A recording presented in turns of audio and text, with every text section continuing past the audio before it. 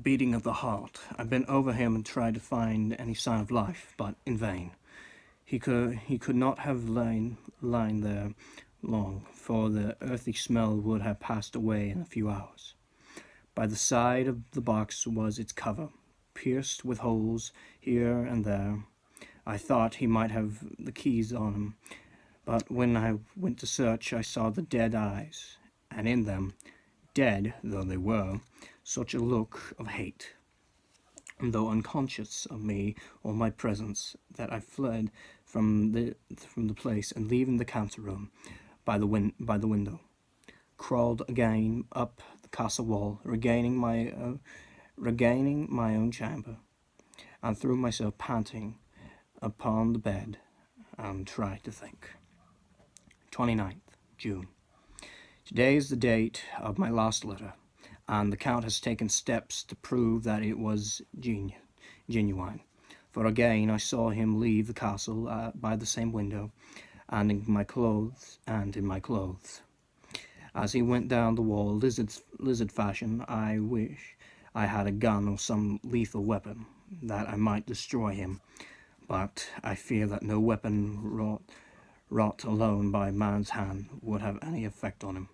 I dare not wait to see him return, for I fear to see these weird sisters. I came back to the library, and read there till I fell asleep.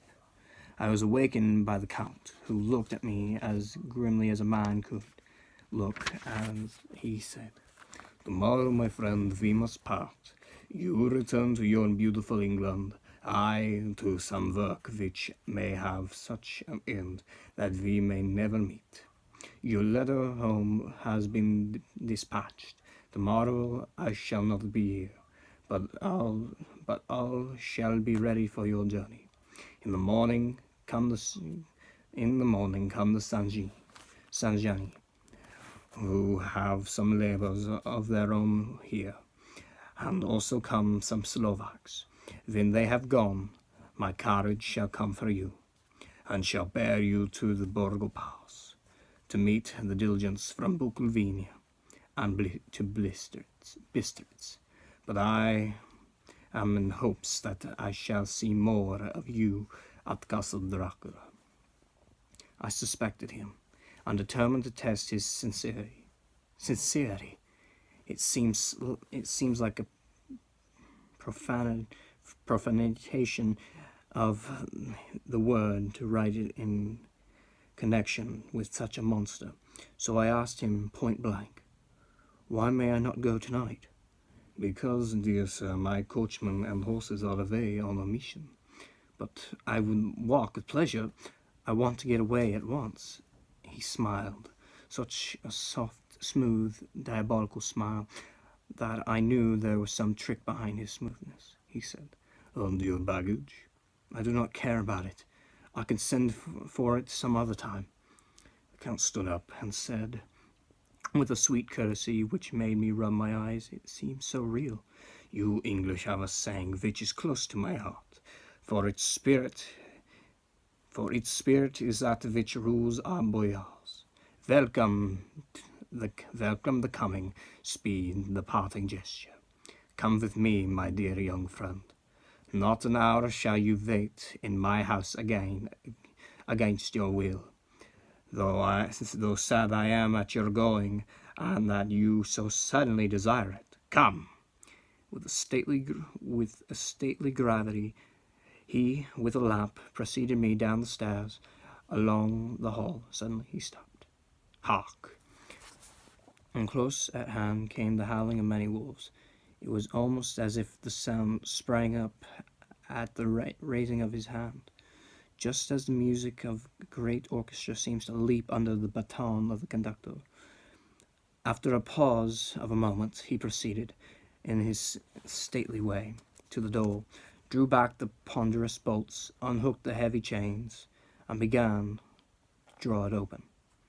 To my intense astonishment, I saw that it was unlocked. Suspiciously, I looked all around, but could see no key of any kind.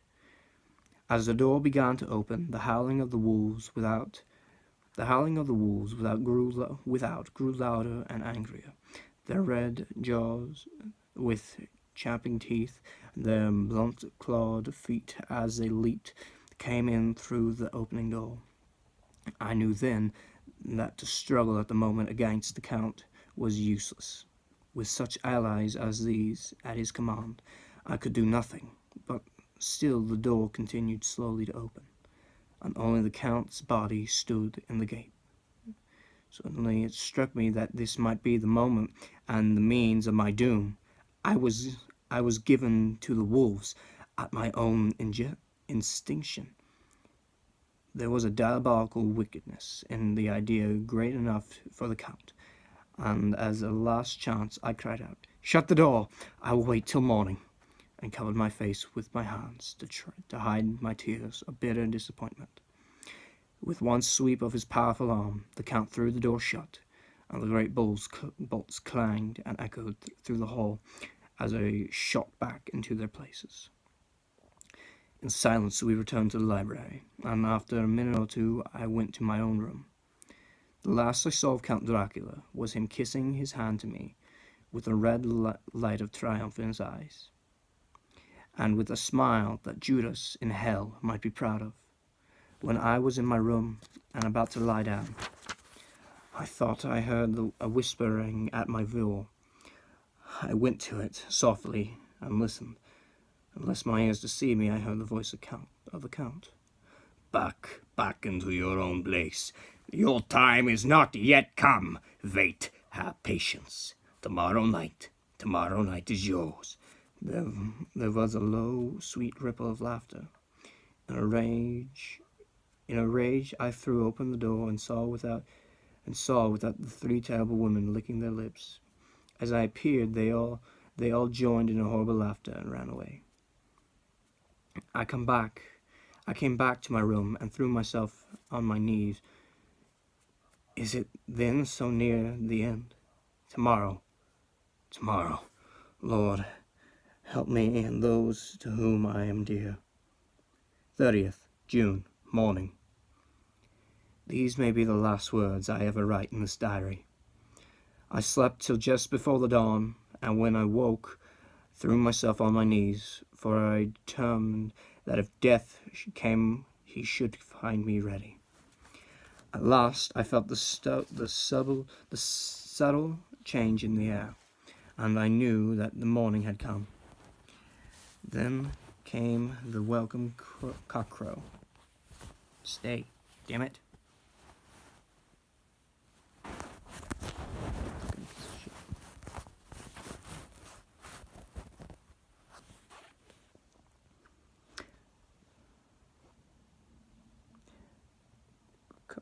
Cockcrow, and felt that I was safe.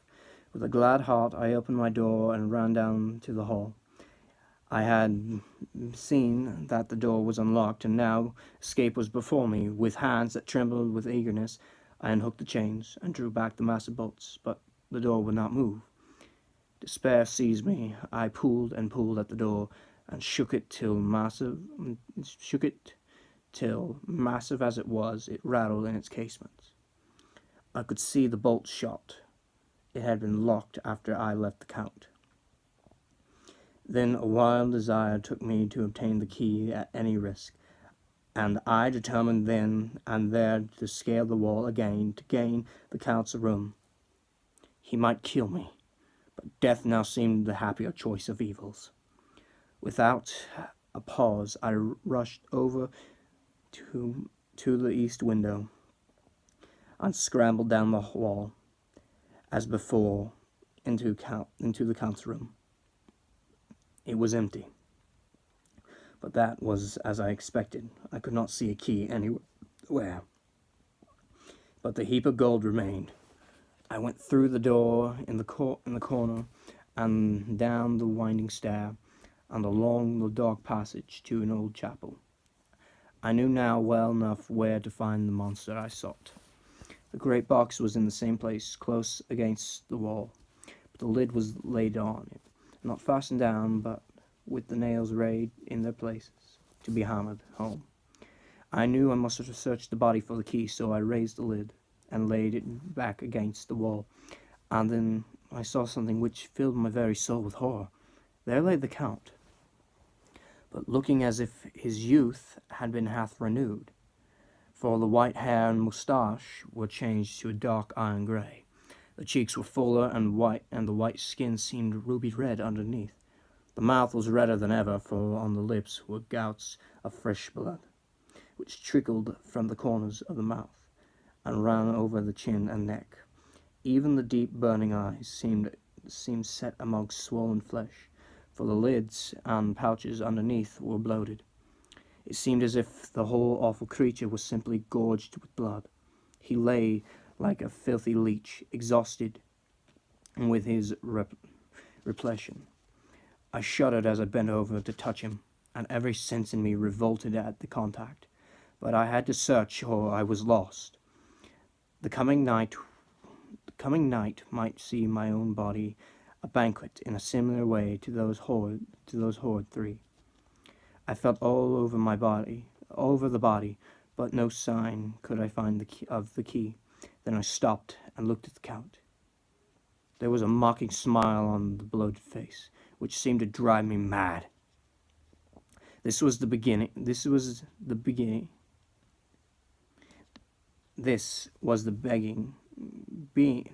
being I was helping to transfer to London, where perhaps for centuries he might, amongst its teeming millions, satiate his lust for blood, and create a new and ever widening circle of semi-demons to batten on the helpless.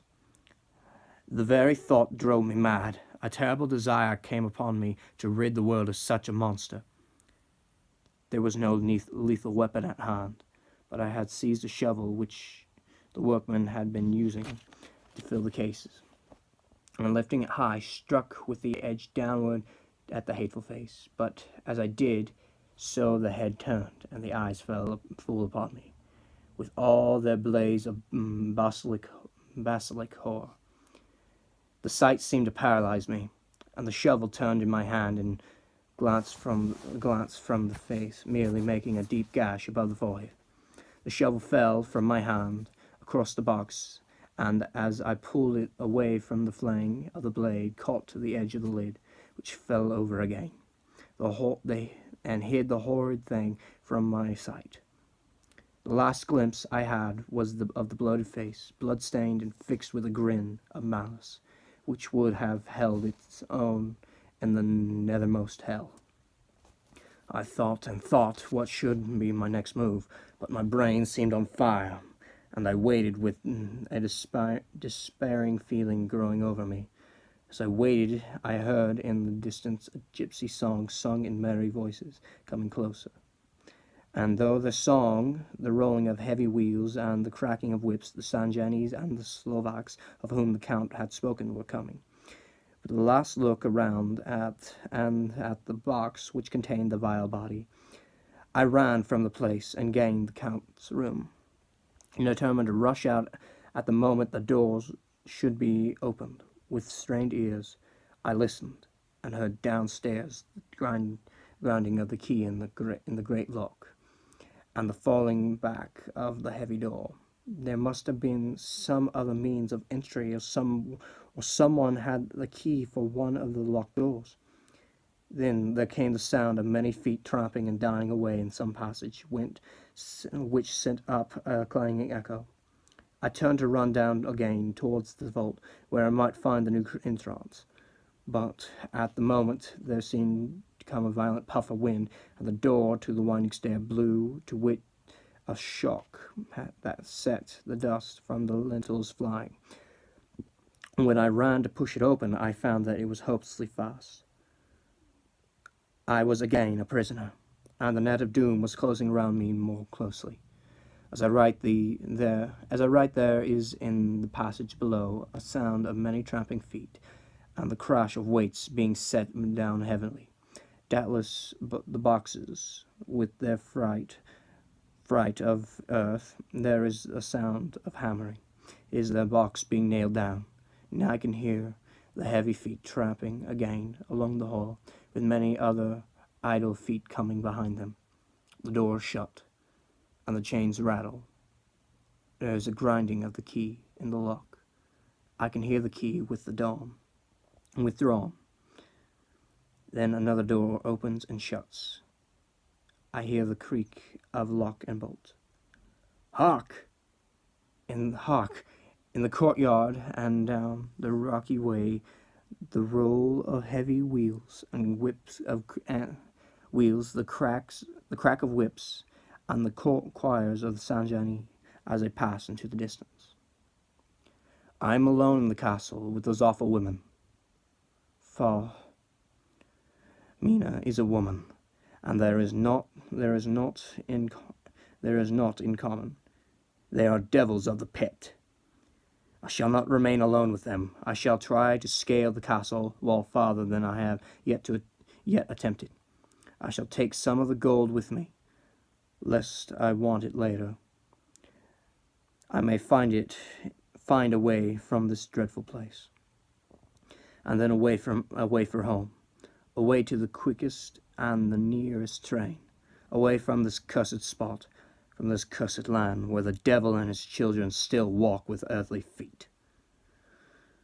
At least God's mercy is better than that of these moon monsters, and the precipice is steep and high. At its foot a man may sleep as a man. Goodbye all. Mina.